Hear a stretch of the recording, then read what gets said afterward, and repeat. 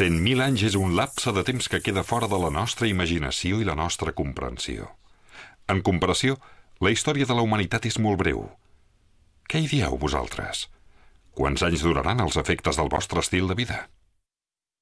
El que volem demostrar és que podem aïllar els residus dels éssers humans i dels altres organismes vius durant 100.000 anys. Hem arribat a la conclusió que la roca subjacent finlandesa de 1.800 milions d'anys és el mitjà que ens ofereix més estabilitat en vista al futur. Com a mínim, en 100.000 anys. Per nosaltres, és molt important que el cementiri sigui autònom, que no l'haguem de controlar en el futur, que el puguem deixar tal com està. Això és imprescindible, perquè quan les condicions a la superfície canviïn, les condicions sota terra seran estables i no canviaran. A la superfície no sabem què pot passar. Pot haver-hi guerres i pot haver una crisi econòmica. A la superfície, els rellotges avancen molt de pressa, mentre que sota terra avancen molt a poc. És l'entorn més estable que coneixem. S'ha triat Olkiluoto, a Eurajoki, per emplaçar-hi el magatzem de residus nuclears. Onkalo.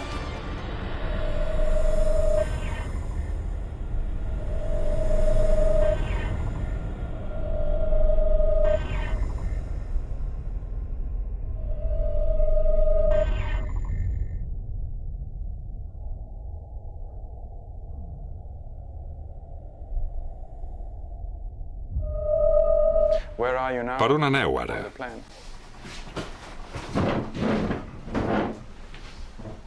Devem anar per aquí. Després començarem a eixamplar aquesta àrea. I anirem fent àrees cada cop més grans. Com una cova immensa. Sí, una cova increïblement gran. És com una gran ciutat sota terra.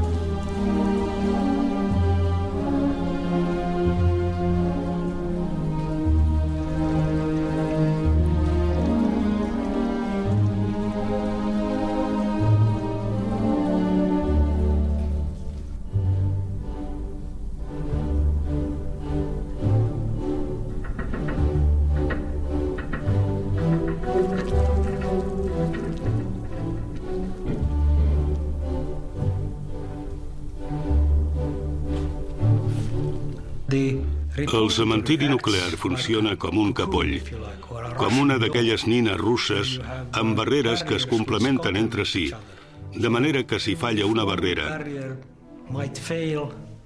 les altres barreres n'atenuen les conseqüències.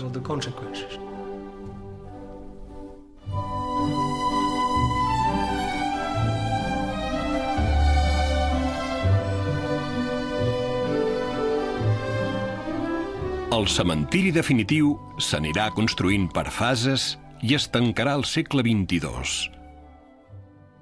Un cop llest el túnel, la boca es tancarà amb una paret de formigó molt gruixuda.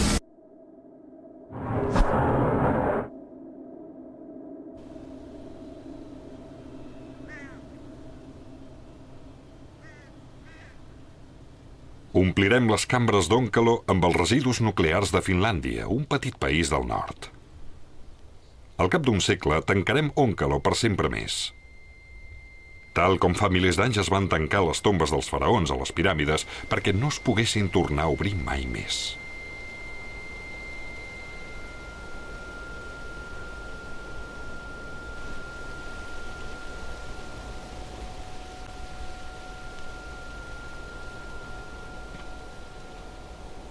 La seguretat d'aquesta instal·lació no pot dependre de cap mesura activa.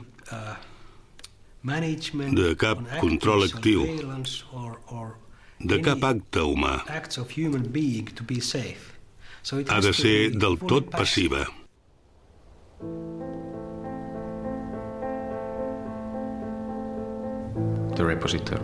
El cementiri es tancarà i es tornarà a tapar tot. La idea és deixar-ho tot, si fa no fa, tal com estava abans que comencéssim a fer el túnel.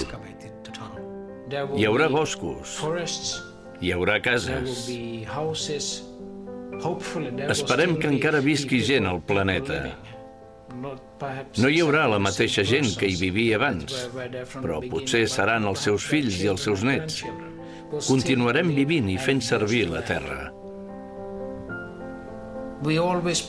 Sempre plantegem la qüestió de la glaciació i sempre l'associem amb un canvi dràstic.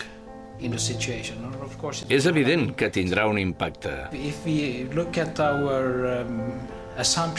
Segons els nostres càlculs, hi haurà una glaciació d'aquí uns 60.000 anys. Desapareixerà tot.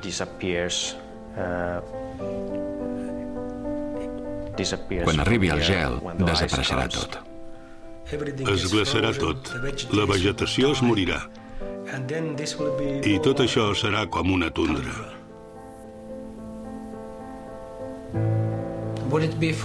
Caurà en oblit la glaciació?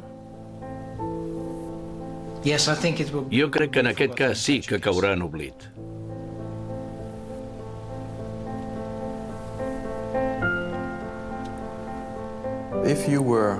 Si fos una persona que analitzés aquest concepte des de l'exterior, de què tindria por? De res.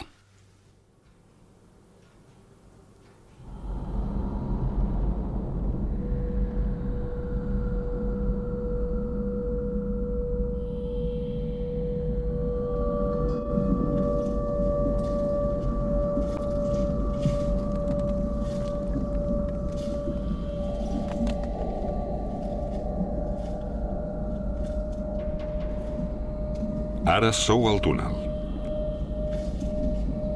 Aquí no es ret honor a res. No s'hi commemora cap fet solemne. No hi hauríeu d'haver vingut. Avanceu cap a un lloc on no hauríeu d'entrar. El que s'hi amaga és perillós i fastigós. El perill continuarà existint en el vostre temps, tal com existeix en el nostre. Sisplau, gireu cua i no hi torneu mai més. Aquí no hi ha res que us interessi. No avanceu més.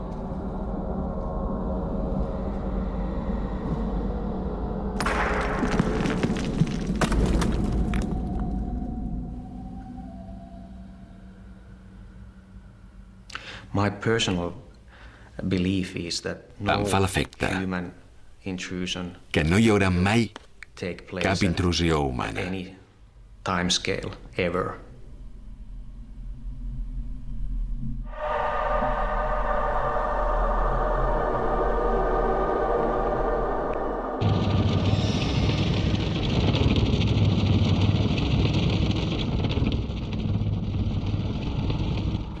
Sabíem que podia passar, que trobéssiu i obríssiu Òncalo. En diem intrusió humana. No volem que passi perquè podeu prendre mal. Però el que més temem de la intrusió humana és que, si s'obre Òncalo, els residus deixaran d'estar aïllats dels organismes vius.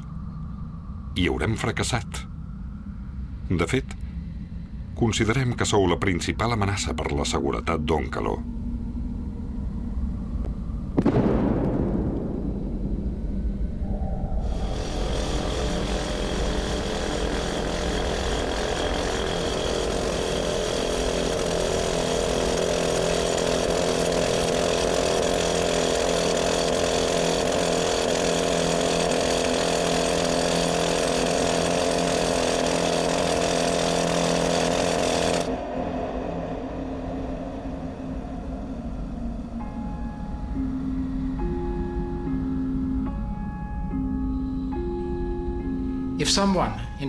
Si en el futur algú és capaç d'arribar al magatzem Serà segurament una civilització similar a la nostra.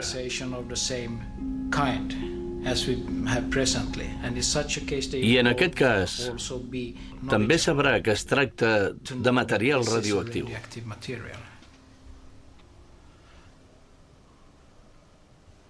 Crec que és la situació més probable, però no estic segura que sigui l'única. Podria donar-se una altra situació.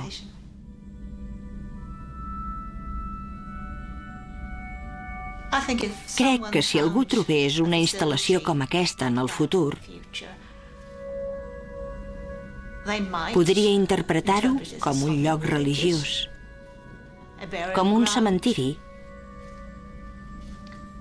o un tresor.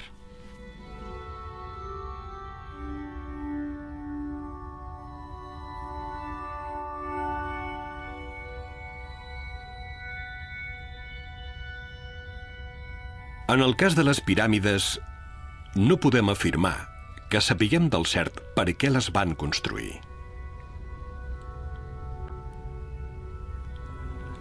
Podem considerar que al nostre cementiri nuclear li podria passar el mateix. Li podrien donar el mateix significat que nosaltres donem a les piràmides. Podria molt ben ser que se'n fes una interpretació errònia en el futur, sobretot en un futur llunyà.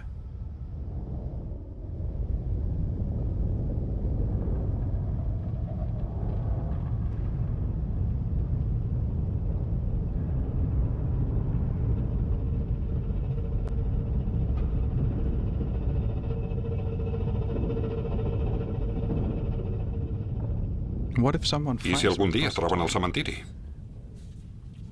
Com sabran què és? Segur que tindran aparells per mesurar la radiació. I si no en tenen? Aleshores, hauran de fer anàlisis químiques. I si no saben fer-ne? Si no saben fer-ne, tampoc no podran perforar fins allà. Hi ha hagut civilitzacions antigues que han fet obres esplèndides. Només cal mirar la indústria minera sueca. Al segle XVI van arribar a profunditats de centenars de metres. Potser hi haurà una civilització que no serà ni d'alta tecnologia ni de baixa tecnologia, com la de l'edat de la pedra, sinó de tecnologia mitjana. Potser sabran fer perforacions, però potser no tindran la tecnologia per entendre el que troben.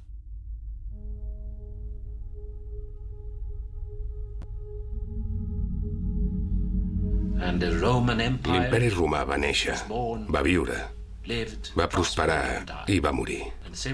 I la civilització occidental potser passarà per les mateixes fases.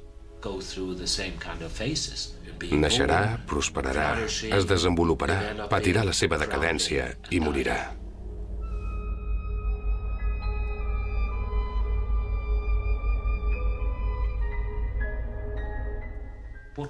Com serà la societat d'aquí 300 anys? És pràcticament impossible saber-ho.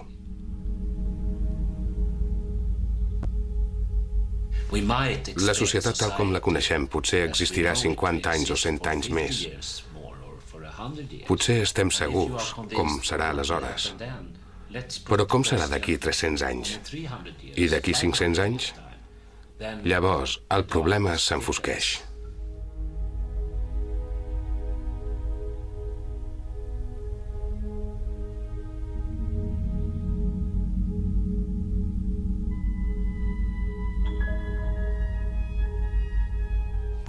Sabem que la societat canvia molt de pressa.